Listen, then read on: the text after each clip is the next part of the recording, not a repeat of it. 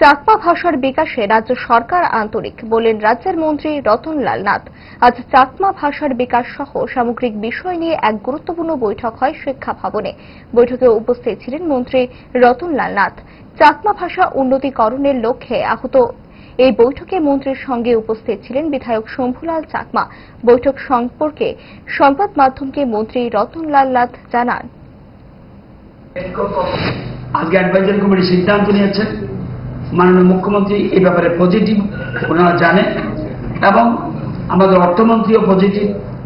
যদিও বাজেটের টাকা কম, কিন্তু এই ভাষার বিকাশে আরো কিছু অর্থের দরকার।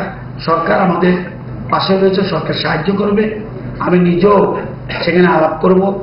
তো সুতরাং সবাই মিলে মনে রাখবেন, ভাষা নিজের ভাষা বলে না যে ভাষা হলো মাতৃ দুগ্ধের সমতুল্য। সুতরাং এটা আমরা যেই ভাষা ইংরেজি যতই স্মার্ট হই না কেন, আমি যখন বাড়িতে যাই, আমি যখন ফ্রি আমার পরিবারের সাথে কথা বলি, সেটা যে ভাষায় কথা বলি এটাই মাতৃভাষা।